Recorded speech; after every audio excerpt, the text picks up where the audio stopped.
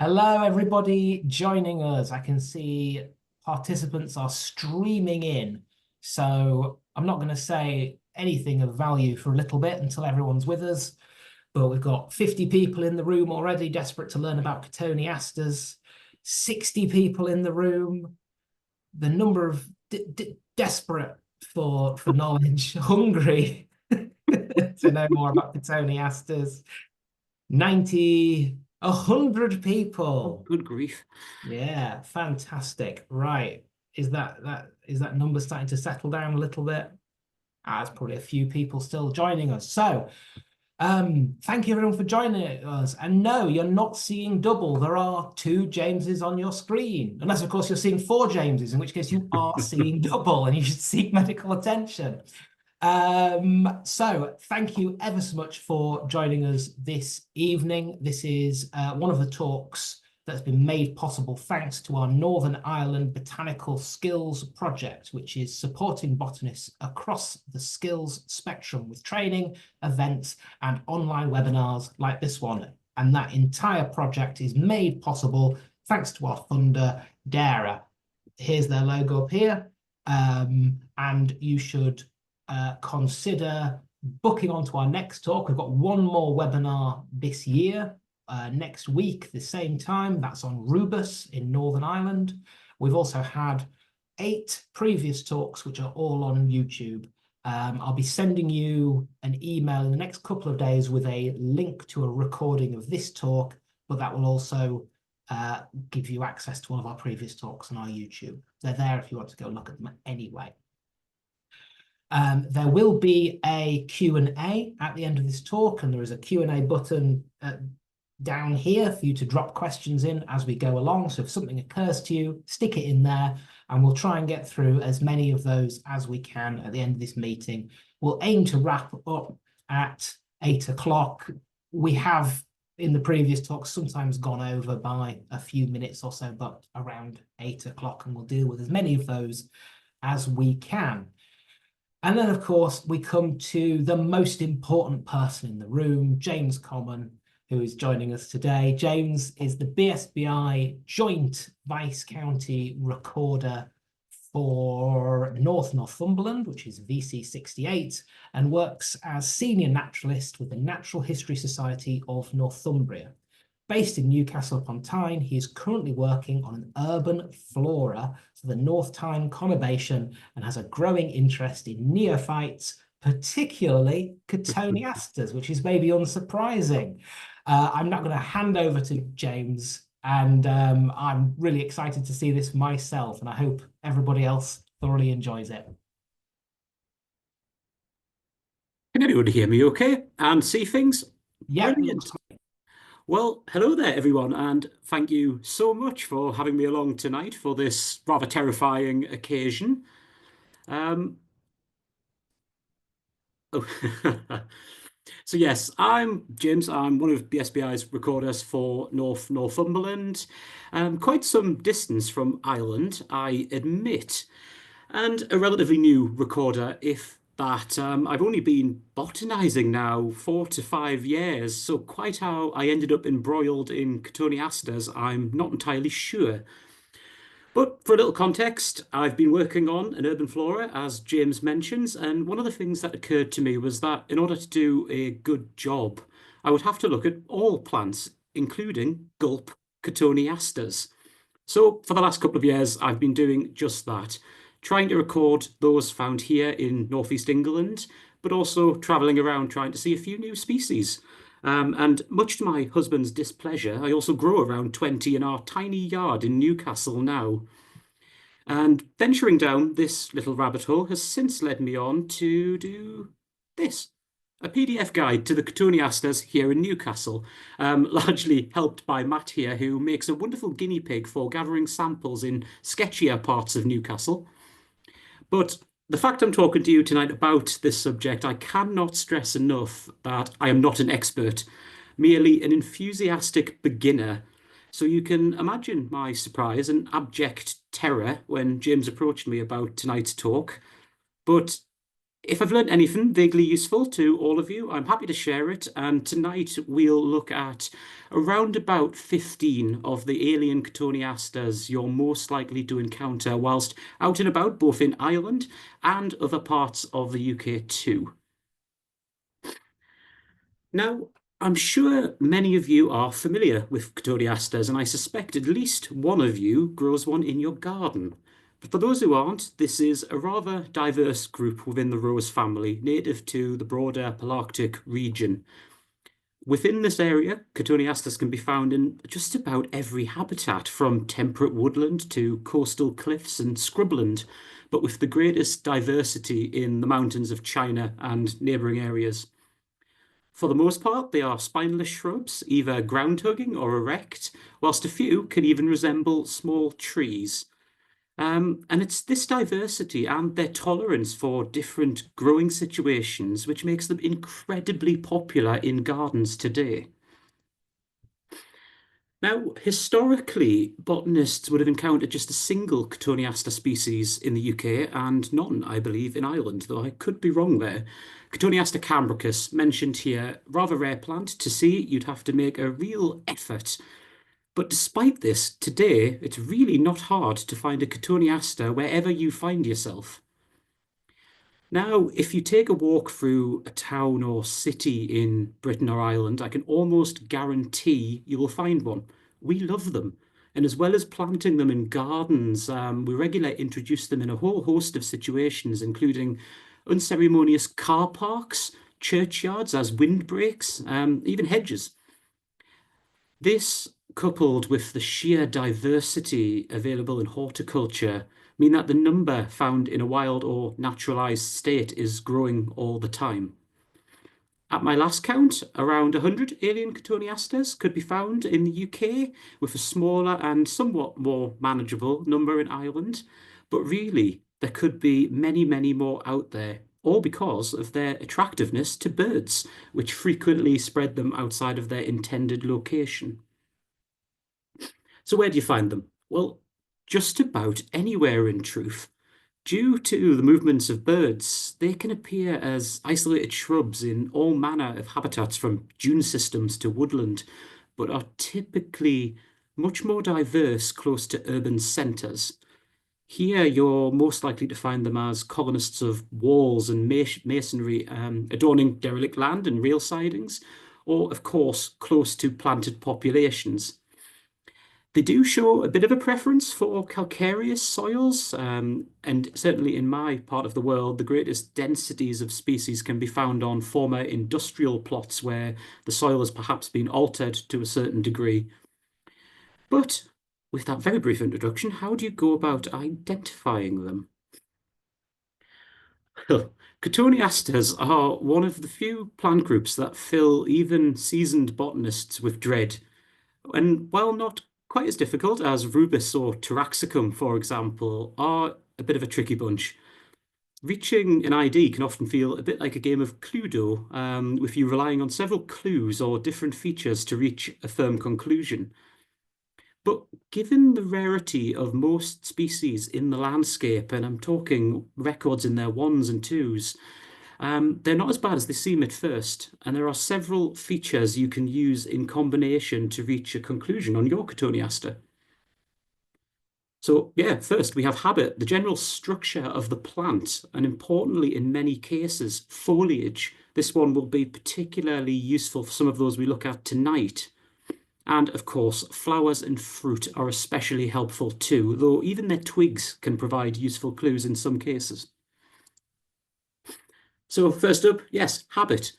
And before doing anything else, it is important to sit back and examine the form your plant is taking. Is it erect with ascending branches, or spreading, growing outward on a horizontal plane? Perhaps it's creeping flat to the floor, or mound forming even, or just maybe it resembles a small tree. All of these are very useful and can help you narrow down your plant before you even look any closer. Next up, we have the leaves, and something you'll all be familiar with, measurements. The only important thing to stress here is that measurement should be assessed only from non-fertile shoots. and I do believe typically from the third or fourth leaf from the tip of each branch. And I would recommend that you measure several leaves from the same plant because often they vary quite a bit, and averaging out those measurements can help quite a lot. Another useful factor, particularly when it comes to the tree-like Cotoneasters we'll discuss soon, are vein characteristics. How many pairs are there? Are they deeply or moderately impressed, or not at all? Is the surface flat? You'll hopefully see in the example of Cotoneaster lacteus here that this impression is often very noticeable. Similarly, another thing to ask yourself is whether or not the leaves are bullate. Are they blistered and tactile like crocodile skin, or are they smooth? This is a very useful feature when identifying members of the Bullate group of Cotoneasters, but does crop up from time to time elsewhere also. And then we have a biggie, hairiness, both on the upper and lower surfaces of the leaf, but also on the margins. With Cotoneasters, several words are bounded around, which for beginners take a little getting used to. They certainly took me a while to get my head around. For most, these are strigose, covered with sharp, oppressed, rigid hairs, villose, covered in long, weak, shaggy hairs, pilose, short, weak, and thin, but most usefully, whilst starting out, tomentos, covered evenly in thick, matted hairs, like this lovely example you can see here, which I do believe is Cotoneaster franchettae. A few additional leaf features can help you narrow down your finds. Firstly, the texture of the leaf itself. Is it coriaceous, thick and rigid like leather, or on the reverse, is it chartaceous, thin and stiff like cartridge paper? Perhaps it could even be somewhere in between, and subcoriaceous does get bounced around quite a lot with respect to these plants. And then, of course, we have leaf margins as well, and whether or not they undulate. And for one species in particular we'll come on to soon, this is a really useful factor. In some species, flowers are particularly useful too. If you're lucky to catch one in bloom, you'll want to note the nature and colour of the flower, particularly the colour of the petals, paying attention to the two-tonal nature of many Cotoneaster blooms. Are they pink with an off-white margin, for example, as seen here, or something else? A hand lens is usually useful here because they are particularly tiny in some cases. Stamen number can also help in a few cases, but often the colour of the filaments and anthers are of more use. And you do get some nice combinations. White filaments, purple anthers, pink and red. There are plenty. And last but not least, of course, the fruits, the most immediately recognisable thing about Cotoneasters. The obvious one here to note is, of course, the colour, but shape is important too. Some species have cylindrical fruits, for example, while others are spherical or even depressed. You'll want to measure them too and note the layout of the calyx lobes before giving them a squash to count how many nutlets are present inside. This is always the most fun aspect of Cotoneaster recording in my book. And typically squash 5 or more nutlets to gain an average per berry, because you may wish to be even more precise than I. From here on out, we'll look at some of the Cotoneasters you could encounter whilst going about your botanical business, wherever you find yourself. And for the first 10, I have broken them down using shared but by no means scientific characteristics, avoiding talking about sections and anything like that. This has personally really helped me with narrowing down different groups or similar species to explore in my local area. And the first of these groups we'll take a look at are the herringbone Cotoneasters, those with strongly disticus branches resembling the skeleton of a fish. If you think of that wall Cotoneaster growing against your grandma's house when you were young, you can't go far wrong. But for posterity, these are usually low-growing or sprawling plants with small leaves and a very distinctive pattern to the branchlets. Of these, there are 2 which are widespread and widely cultivated.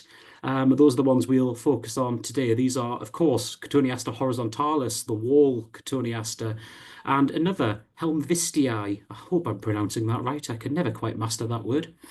Let's get going. So the first one we'll look at is perhaps the most widespread Cotoneaster of all, horizontalis. And despite it being a bit of a menace under the right conditions, particularly in chalky habitats, this one remains one of the most widely cultivated species today and is almost immediately recognizable on account of the strong herringbone pattern shown here, which, coupled with a sprawling habit, put you in the right ballpark.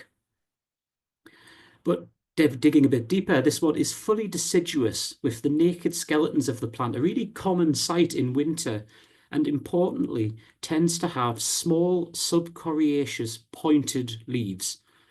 The measurements of these are shown here, and if you turn a leaf over, you will also notice that the undersides are sparsely strigose.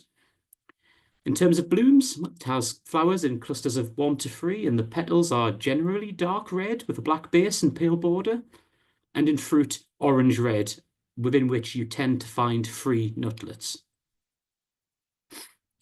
Just a closer look here at the impressive distribution of horizontalis across the UK and Ireland, but also a few key features. You'll hopefully be able to see here the flowers, dark with a pale border, as well as those pointed leaves. And if you bear them in mind when we come on to the next species, it really will help.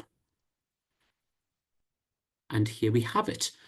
The only relatively widespread species you're liable to confuse with Cotoneaster horizontalis is this one, Helmvis's Cotoneaster. And if you were to look at BSBI's fabulous maps, you might think at first that this was quite a scarce species. But in my area, at least, it's proving rather abundant and historically, at least I think, may have been under-recorded in favour of the former species. Indeed, I believe until recently, garden centres actually sold this one as Cotoneaster horizontalis robusta, as a robust form of that species.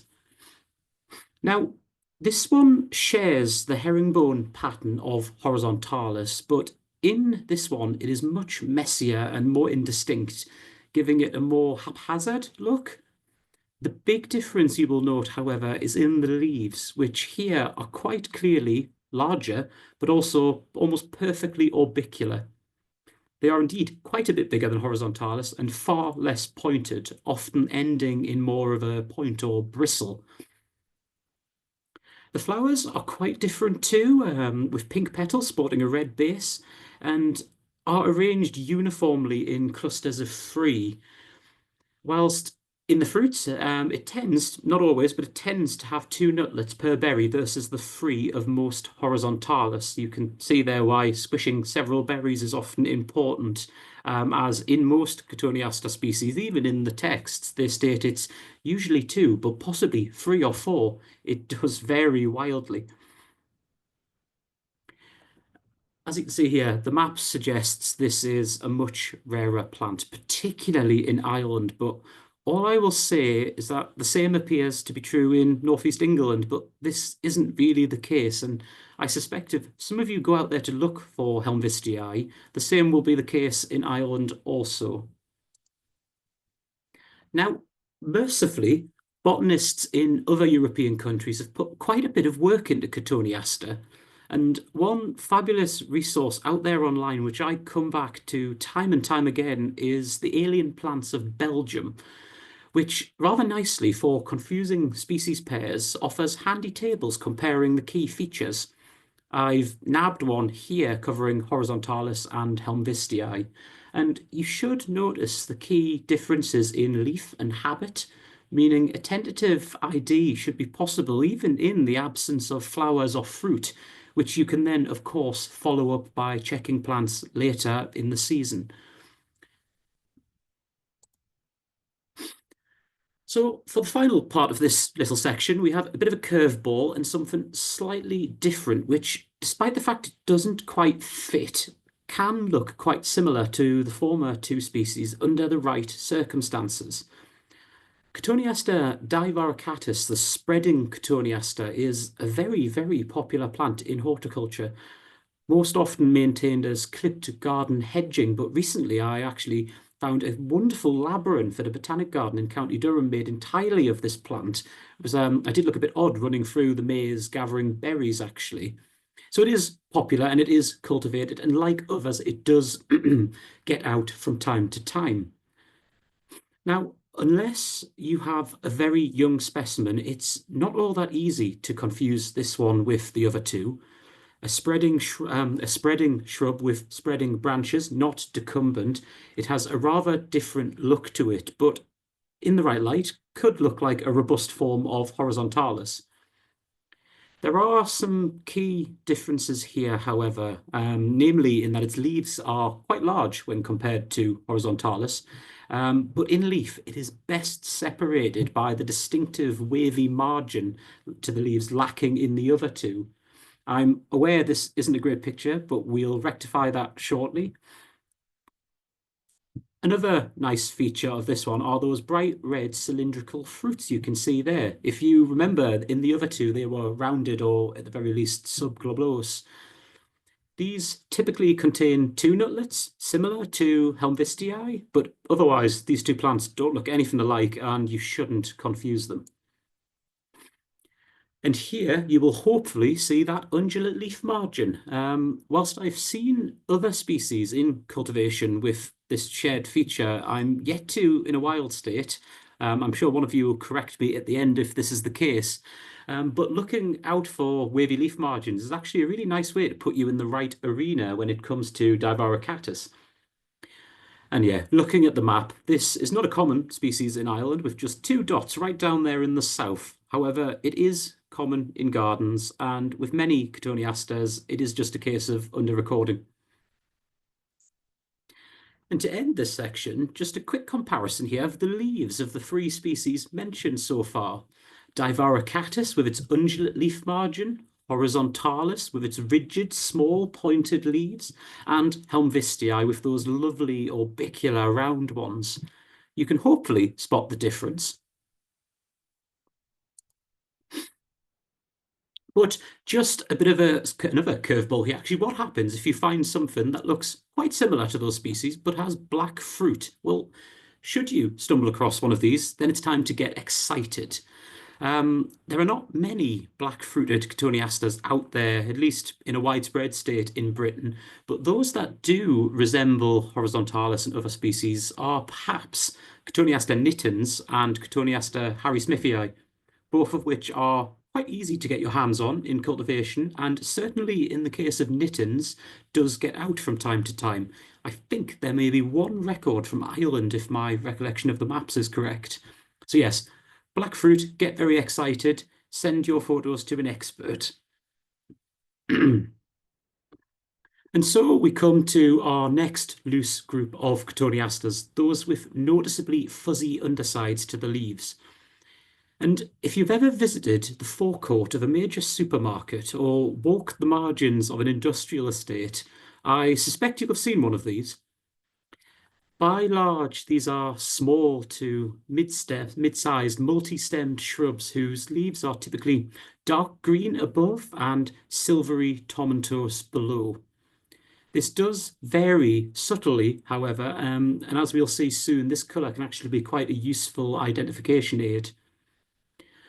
Of these species, there are three relatively abundant naturalised shrubs. So included here, we'll cover Franchettae, the most widespread species of all in a British context at least, as well as their slightly more localised Sternianus and Dielzianus. Starting off with the most abundant here, and at least in my experience, it may not be the case close to you, we have Cotoneaster franchettae, Franchit's Cotoneaster, one of the most popular ornamental shrubs in Britain and Ireland. Indeed, you will see this species in a planted state just about anywhere from private gardens to mass municipal planting schemes. And because of this, it is one of the species most frequently bird sown in all manner of funny situations, including walls, pavements, waste ground, but also will happily invade woodland and more natural habitats. And One of the first things you will notice with Franchettae is that it is quite an elegant shrub, the whole plant appearing really slender and graceful on account of its arched branches and really quite widely spaced leaves. It is also quite nicely fully evergreen, which sets it apart from some of the other species we'll come on to in just a tick. Foliage in particular is a key factor in separating this one from Cotoneaster sternianus we'll see in a minute. And the colour of the tomentose hairs on the leaf underside, particularly in Franchettae, should be silvery in appearance. But the leaf measurements can help also on sterile shoots. This one has leaves that are uniformly smaller than sternianus. You can see the measurements here, and we'll look at those for the species in a sec. Its flowers are worth a look, sporting lovely pink petals with a dark red base, and a search of its fruits should reveal an average of 3 nutlets per berry. You can see here that Cotoneaster franchettae, perhaps alongside horizontalis, actually, is perhaps one of the more widespread Cotoneasters in all parts of Britain. In Ireland, it's a tad more scattered, but is doubtless out there if you choose to look. And looking at the map in preparation for this talk tonight, I was actually quite surprised, based on my own experience, that another similar species is far more widespread in Ireland. And here it is. This is Cotoneaster sternianus, Stearns Cotoneaster. And rather annoyingly, from a botanist's perspective, this one is similar in most ways to Cotoneaster franchettae, but it tends to form a larger, far less graceful, much more messy shrub. Vegetatively, it can be separated from Franchettae on account of its larger leaves, with a maximum length of 49 millimeters versus the 37 of Franchets. Though, while subjective, I actually find the colour of those underside hairs can also help, perhaps even more so in some situations. In this one, they tend to be brilliant white, almost as if they've been bleached. In flower, it's rather similar, but under a hand lens, the petals should be covered in small black dots, whilst in fruit, it can have up to 4 nutlets per berry, contrasting with that almost uniform 3 of Franchett's Cotoneaster. And a small difference I should have mentioned earlier is that in this one, the calyx lobes adorning the fruit are flat against the berry. In the former species, they are either erect or spreading. This picture, I felt, did a nice job of illustrating the colour differences between sternianus and franchettae. You'll see here those leaf undersides are noticeably white, almost as if they've been bleached. And yes, this one is much more widespread in Ireland and is particularly well recorded down there in the southeast, actually. I would love to know who did that. If you're present in the audience tonight, well done and congratulations. You've clearly put a lot of work in. And here we have a recap of those key differences, with a few more added courtesy of the alien plants of Belgium.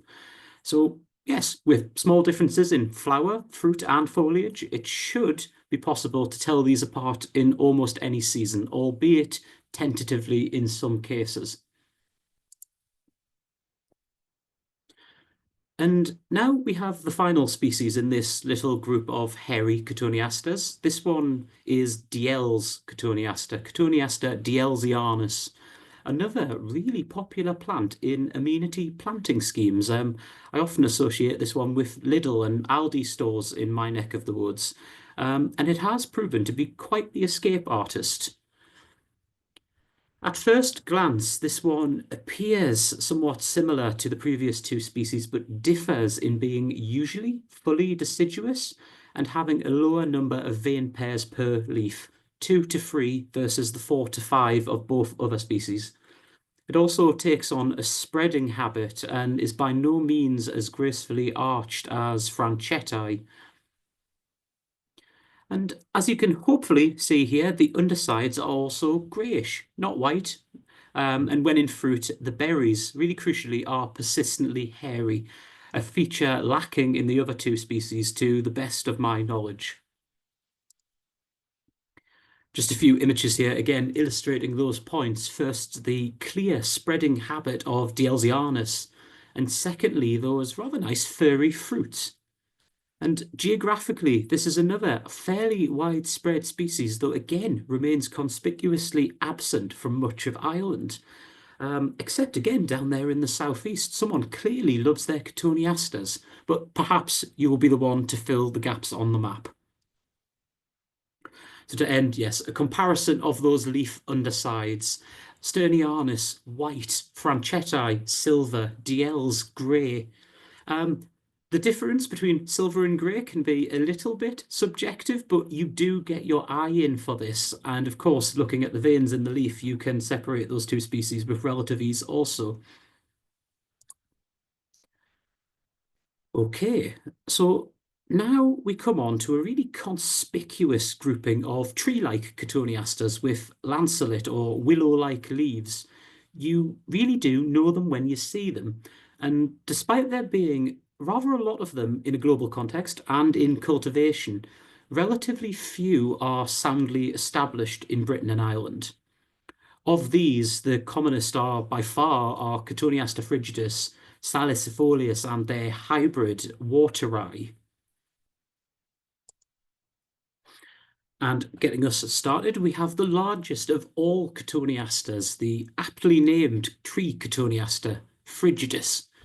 You really can't miss this one with some specimens, particularly when planted for ornament in churchyards or parks, reaching to a max height of around 18 meters tall.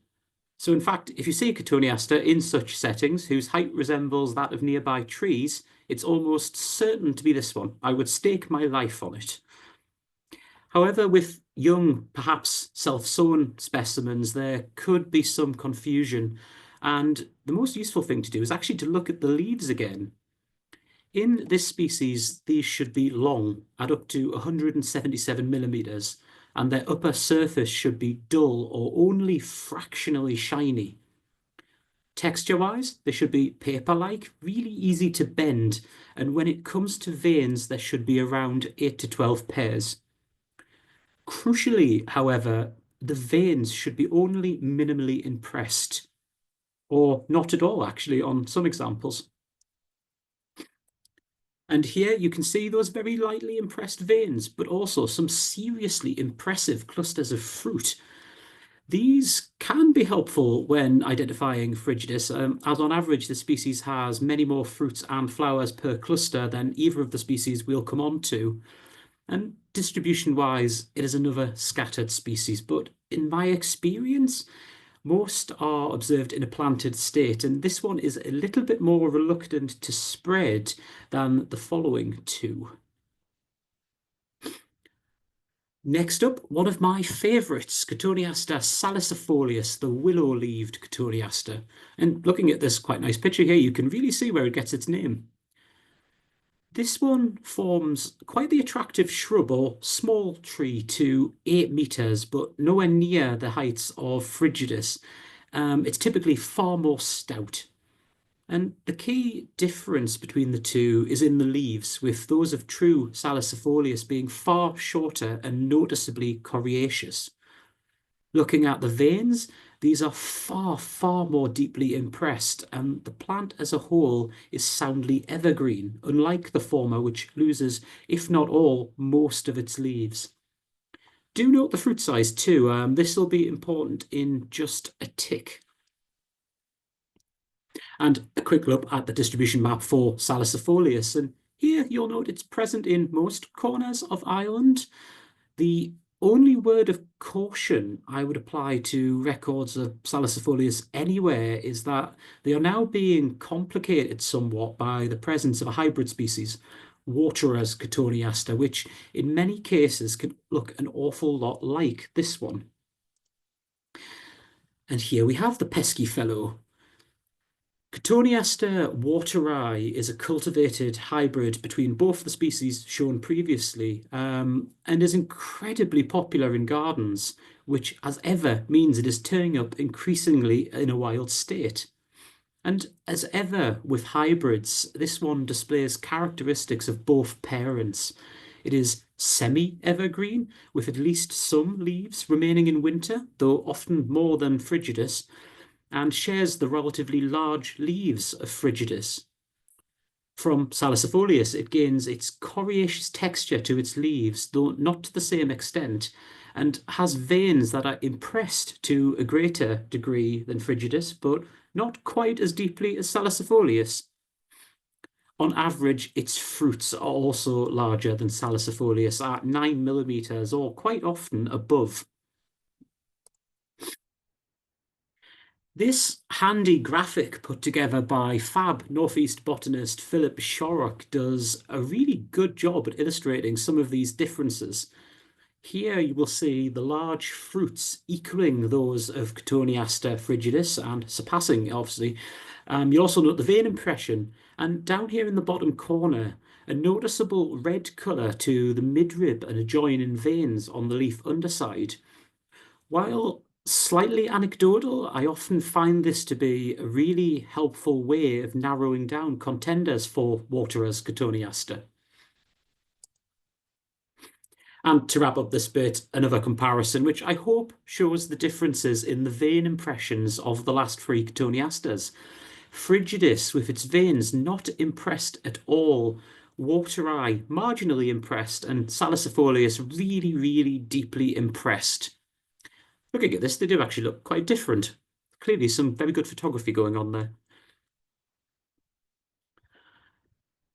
Okay then, so finally for our loose groupings of Cotoneasters, we have those with bullate or blistered leaves.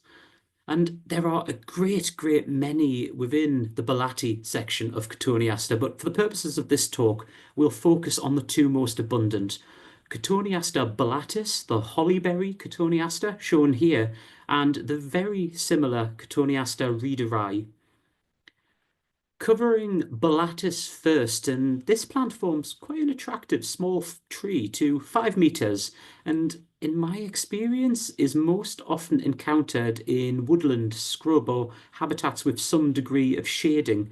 It's very rare that I spot this growing in a garden wall or pavement or anywhere like that. And rather frustratingly, it is virtually identical to Cotoneaster reederi, but does differ in a couple of departments, in its leaves and in its fruit. Looking at the leaves first, and those of this species are rather small, at least in comparison to reederi, to a maximum of 90 millimeters in length. And importantly, they tend to sport 6 to 9 veins. In fruit, its berries tend to possess 5 nutlets, rarely 4, which if you average out the number across several berries, should provide a useful aid. The map for Cotoneaster bullatus would have you believe that this is a common and widespread species across much of the UK, though to a lesser degree in Ireland, it must be said, but this ought to be caveated somewhat due to this confusion with reederi, and certainly in northeast England there have been some very old records of bullatus which have turned out quite clearly to be reederi and vice versa. So this group does need a bit of attention.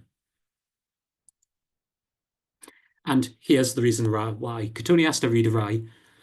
The first thing you'll notice with this one is, yes, that it's almost identical to the former species, but coming back to the leaves again, this one tends to have far larger ones. And on sterile shoots, these can reach up to 210 millimeters in length versus the 90 millimeter upper limit of true bullatus. On average, it also has more vein pairs, which are impressed to a greater degree. And some resources actually say that this species is more bullate than Cotoneaster bullatus, which can't quite get my head around, but we'll leave that there. When it comes to fruit, this species can have 4 or 5 nutlets, and if you are consistently finding 4, you've got a pretty good idea that you may be looking at Cotoneaster reederi. And once again, this is a fairly common and widespread Cotoneaster in Ireland, and interestingly appears far more abundant than Cotoneaster bullatus. Just for fun again, what happens if you find one with orange fruit? Well, Some members of the Bullate group do indeed have orange fruits. There's not many of them, and I believe only 2 of these have been recorded in a wild state. Boyce's Cotoneaster, Cotoneaster boycianus, and the Firebird Cotoneaster ignescens. Both are terribly rare, but they are grown in gardens, and I have seen these plants seeding about on the outskirts of botanical gardens or collections. So if you spot one with orange fruits, it's time to clap your hands again and crack on with telling it apart. Yeah. But also, you do have examples of Bullate-leaved Cotoneasters with black fruit. And all of these, again, are terribly rare. If you do find one, you could consider Cotoneaster mupenensis, which has already been recorded from parts of the UK and Ireland, I think. But there are others out there. Either way, don't sit on the sighting. Tell someone about it. Phew. Thank heavens that is over. Are you all still with us? Yeah, I hope so. You'll be pleased to know that that's all of the groupings of Cotoneasters I'd planned to discuss today. But the really important thing to note with Cotoneaster is that they are an incredibly diverse group of plants. There are many more out there, including in Ireland. So for the last few slides, I wanted to take a bit of a whistle-stop tour of just a few of these. Yeah, let's delve in. But we'll start with a nice one. And here we have Cotoneaster damarai, the bearberry Cotoneaster. And this is really quite a nice one to identify on account of its carpeting nature. It seldom reaches above 0.2 meters and is typically encountered flat to the floor on walls, rock faces, quarry sides, and other free-draining substrates. It's also soundly evergreen, so can be identified right through the year on account of its distinctive leaves. These are rigid and strongly coriaceous, and usually elliptic in shape. Measurements are given here, but importantly is the nature of the veins. In this one, they are really, really deeply impressed, like a mini version of Cotoneaster salicifolius, which we looked at previously. The flowers are nothing to write home about. It's almost worth not bothering, but in fruit it tends to boast 5 nutlets per berry, which should allow you, whilst looking at the leaves also, to reach an accurate conclusion. Next up, we have Cotoneaster integrifolius, and I must go on record as saying this is my least favourite group of Cotoneasters. There are an awful lot of them with small coriaceous leaves that look an awful lot alike, and all share a relatively decumbent nature, actually. Several of them are commonly observed in a planted state along roadsides and as perennial bedding outside of office blocks, for example. It is, however, rather widespread as an escape, particularly so in Ireland. And with this one, you are looking for small, evergreen, coriaceous leaves that are dark green below, above and grey-white below. You should also note 2 to 4 veins and see that on the underside, the leaves are rather densely hairy.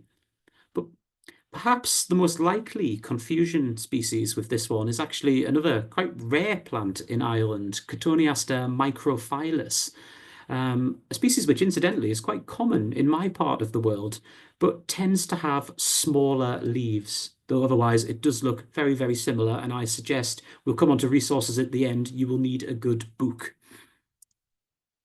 Second to last, though, a far nicer one, Cotoneaster simonsii, the Himalayan Cotoneaster. This is an incredibly widespread plant of woodland, hedgerows and shrubberies, but may pop up just about anywhere, including in garden walls, and even I've seen it in coastal dunes. Of all our alien Cotoneasters, it is perhaps one of the most invasive, and I do believe is subject to removal in several parts. But thankfully, it's fairly distinctive when you get your eye in being stiffly erect, a shrub to 3 to 4 meters growing vertically. It also has noticeably shiny leaves with 4 to 5 veins and a lower leaf surface that is light green and strigose. Its fruits are helpful to a certain degree in being cylindrical, much like those of Cotoneaster divaricatus. but oranges in colour and containing free nutlets. And a bit of a nicer look at Simonsi here, and you'll see on the right the strongly erect habit I mentioned. This is fairly standard and can often be picked out from quite some distance away, helping you narrow down candidates for Simonsi from afar. And on the left, you have the undersides, which are both pale green and covered in straggly hairs. Last, but by no means least, we have Cotoneaster lacteus, a rather nice plant said to be the most popular Cotoneaster species for evergreen hedging in urban areas. I have never tested that myself. By all means, please do go out and feedback if that is actually the case. But regardless, in several parts of the country, this is a very widespread and common escape from cultivation. In terms of our more widespread Cotoneaster species, this one is actually fairly distinctive in having elliptic leaves, which are coriaceous, and have 7 to 9 veins, which are deeply impressed. To the untrained eye, it could resemble actually the leaves of Salicifolius, which we looked at earlier, but can be separated on the shape, elliptic versus those nice lanceolate leaves we saw earlier. And yes, the leaf undersides are also tomentose, often with a clear yellowish tinge, and in bloom it has a great many flowers. And a better view here of both of those, the thick elliptic leaves and the undersides, which are conspicuously hairy, but I don't really see the yellow, so I'll leave that for you to determine. But with that, folks, we'll wrap up there. All that remains to mention are a few of the fabulous resources out there and ready to help you identify your pesky Cotoneasters. There are quite a few, but by far the best is this wonderful book by BSBI Cotoneaster referee Jeanette Fryer. If you can get your hands on a copy, I would strongly recommend it. They are out of print, I believe, and can be quite pricey in some corners, but if, like me, you like a good sort of feisty eBay auction, you might be quite lucky. But looking beyond that, Poland and Stace will serve you well, but online too, you'll find other resources dedicated to Cotoneaster. Namely, there's a fabulous key hosted over on the Hans Plants website by John Norton and Phil Pullen. And of course, the Alien Plants of Belgium, which is an almost limitless resource for Cotoneaster. But with that, just a massive thank you for listening to me today. That wasn't quite as bad as I thought it might be. You might disagree, but it's been a pleasure. And if any of you would like to keep the conversation going, I'd love to keep in touch with you about Cotoneasters. You can see my social links there. And I will leave you with a very grainy picture, it shouldn't be, of my favourite Cotoneaster of all. This is a variegated lacteus growing in our yard here in Heaton. Thank you. That was absolutely fantastic. Thank you ever so much, James. Thoroughly enjoyed that. Really, really interesting. A question that struck me as I was watching it was that you mentioned hybrids, and I was thinking with nearly 100 species naturalized in the wild, is hybridization a frequently encountered issue? Is it relatively minimal? I had it in the back of my head that some Cotoneasters were apomictic, so if you could shed some light on that. So, yes, you are right, they are. And hybrids in a wild state, I believe, are relatively unheard of. The hybrids I know of, there's obviously Water-eye, there's another one, X suessicus, which is a hybrid between Conspicuous and Damarai, I think. And perhaps there's one more or all cultivated hybrids. So we've got gardeners to thank for those, but most of them are quite happily fertile and do spread. Excellent, thank you. And another question from the chat is, are all introduced Cotoneaster species in the UK of horticultural origin, or have they been introduced through other pathways as well? That's really interesting. I'd think 99% to all of them would be horticultural in origin, just looking at the sort of global distribution of a lot of these species. I'm not sure if there are any records of some of the European species. I think there's Cotoneaster, is it Niger from Sweden and Scandinavia? And there's another one, Intergeramus, which gets into continental Europe. But interestingly, they don't seem to have popped up. So I suspect migrating redwings aren't necessarily to blame in that sense. Brilliant. Thank you very much for that. What is the best way to get Cotoneaster identifications confirmed? Is there a BSBI recorder assigned to the genus? So Well, you mentioned the book, didn't you? yeah. There, yeah. So yes, to the best of my knowledge, and unless anything has changed, Jeanette Fryer, who wrote this marvelous little book I always have on my desk here, is the BSBI referee, and I'm sure would welcome samples. Really nicely these days, though, there is quite an interested community of people online, and if you think you may have one of the slightly more abundant species, perhaps Salicifolius wateri frigidus, just talk to BSBI members online. They're a very helpful, knowledgeable bunch. Brilliant. Thank you very much. What parts of the world do the species come from, and why are they naturalized so easily? It's interesting. So because there are so many of them, I tend to read up on them sequentially. So the ones I've sort of got a little bit of understanding of so far all come from Asia. They're from China, Nepal, Tibet, Taiwan. And I suspect that temperate climate in the places they grow enables them to thrive in this country.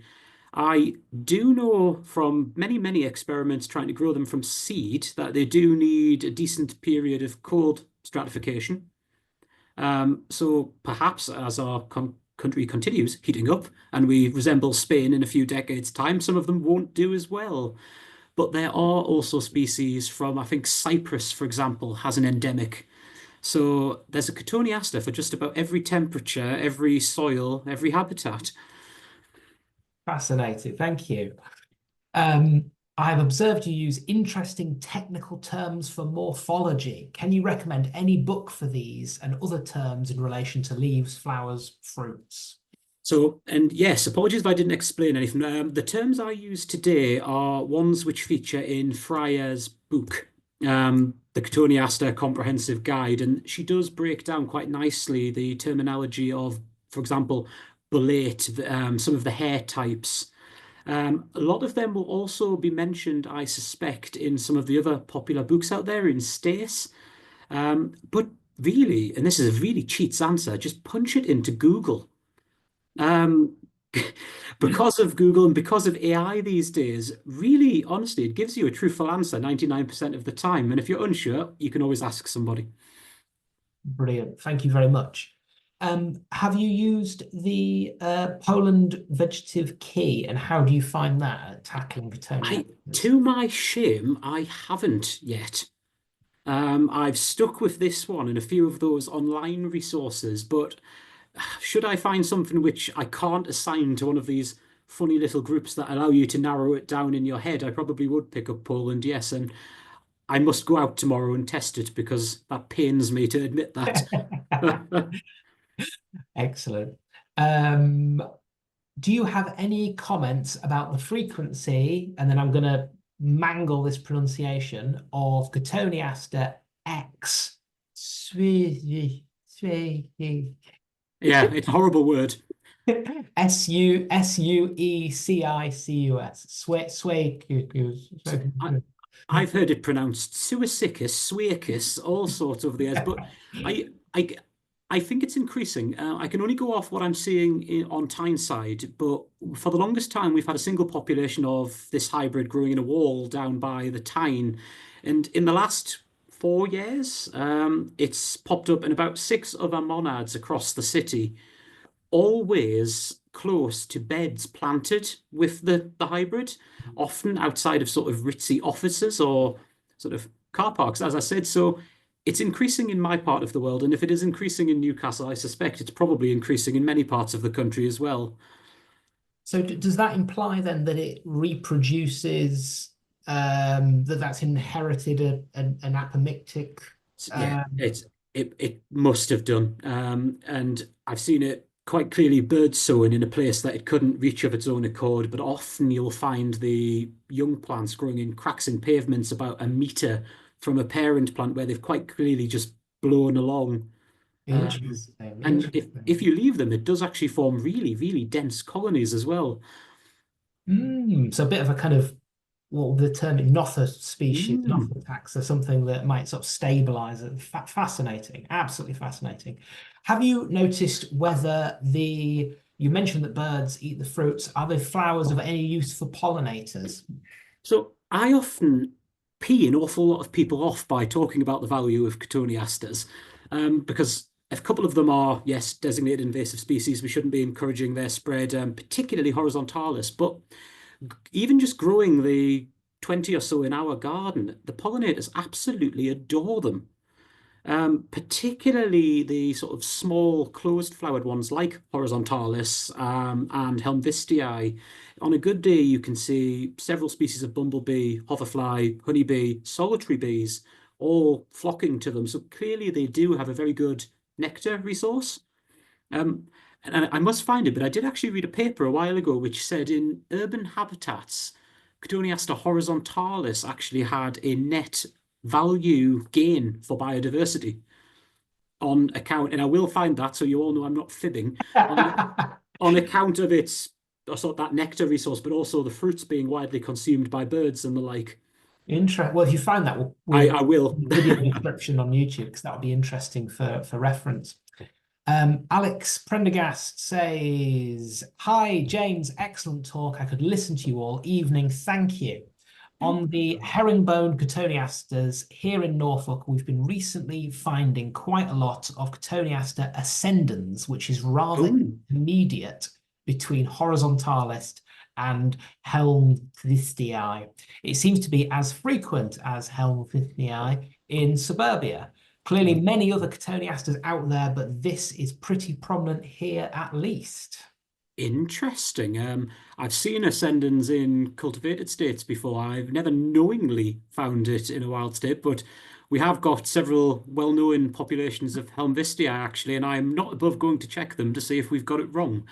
Um, Interesting. I suspect there are several others out there as well, because I think there's records of, is it Cotoneaster nanshan, which is another quite similar species, has been claimed, and apiculatus has been recorded in northeast England as well, which, if you squint, looks an awful lot like horizontalis. So it's a never-ending learning curve.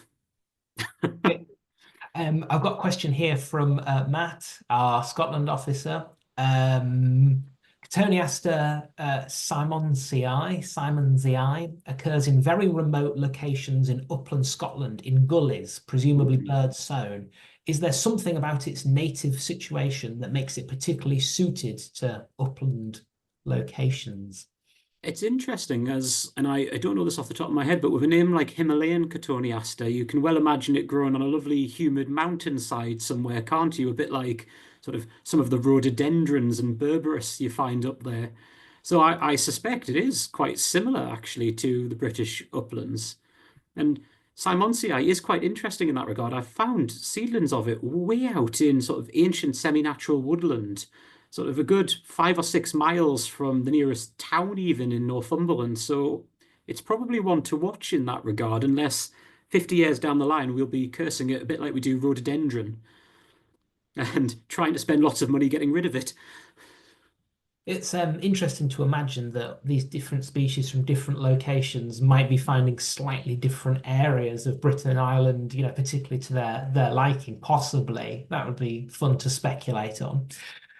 Um, I think that brings us very neatly to the end of the Q&A and to 1 minute to 8. So I've got to commend you, James, and all of our listeners for the kind of tightest adherence to our timings so far this series, which is wonderful. I'd also like to say one moment in your talk that really struck me was when you talked about the herringbone Cotoneaster growing in your grandma's garden, because for me, that was my first experience with one growing under my grandma's kitchen window. And that's always my first kind of mental reference point of Cotoneaster. And I'd just generally like to say, as I'll echo some of those points made in the Q&A, lots of people saying, thank you ever so much for the talk. What a great talk. I completely agree. It has inspired me to go out and give Cotoneasters more shrift than I have been doing up until this point. And it's great to have a signposting to the resources that you listed at the end there, and a reminder of, you know, to contact our referee as well, which of course is open to BSBI members. So thank you enormously, James. Really appreciate that. Thank you, everybody, for joining us this evening. I think we got to about 130 people joining us for a talk on Cotoneasters, which is pretty marvelous. And there is one more talk in this series next Tuesday. That's Rubus of Northern Ireland. And I'll be sending in a few days' time, once I've got this video downloaded and re-uploaded on YouTube, I'll be sending a link to this video as well. So please look out for that. And of course, you can enjoy the recordings of all of this series on the BSBI YouTube channel as well. And so with that, I will draw this talk to a close. Thank you ever so much again, James, and I hope everybody has a wonderful evening. Good night, everyone.